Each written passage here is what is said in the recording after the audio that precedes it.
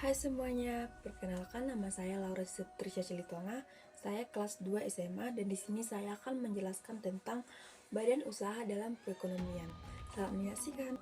Yang pertama, saya akan menjelaskan tentang pengertian badan usaha dalam perekonomian.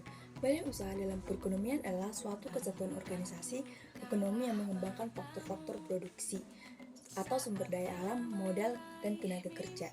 Dan yang kedua yaitu saya akan menjelaskan tentang tujuan badan usaha dalam perekonomian. Tujuan badan usaha dalam perekonomian adalah mencari keuntungan atau laba, memberikan layanan kepada masyarakat, serta meningkatkan kesejahteraan anggota dan masyarakat. Dan selanjutnya yaitu saya akan menjelaskan tentang jenis-jenis badan usaha dalam perekonomian.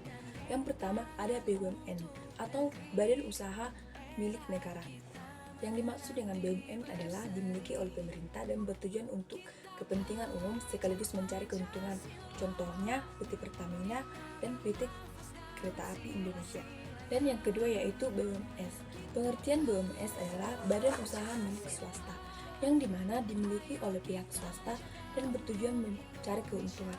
Contohnya PT Univer Indonesia. Dan yang ketiga yaitu BUMD. BUMD adalah badan usaha milik daerah yang dimana dimiliki oleh pemerintah daerah untuk kepentingan daerah dan masyarakat. Contohnya perusahaan daerah air minum. Dan selanjutnya saya akan menjelaskan tentang bentuk-bentuk badan usaha dalam perekonomian. Yang pertama ada perusahaan terbatas atau PT yang modalnya terbagi dalam saham.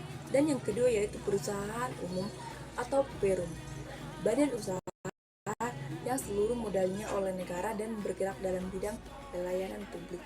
Dan yang ketiga yaitu perusahaan perseroan atau persero, yang dimana badan usaha milik negara yang berbentuk PT. Dan yang keempat, persekutuan firma atau CV, yang dimana badan usaha yang didirikan oleh 2 orang atau lebih dengan tanggung jawab yang berbeda. Dan yang kelima adalah koperasi. Koperasi adalah badan usaha yang beranggota atau badan hukum koperasi dengan tujuan mensejahterakan anggotanya.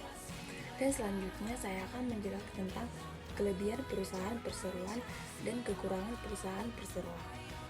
Kelebihan perusahaan perseroan yaitu memudahkan pendirian, kantor penuh oleh pemilik, biaya operasional rendah, keuntungan menjadi hak milik, dan proses administrasi sederhana.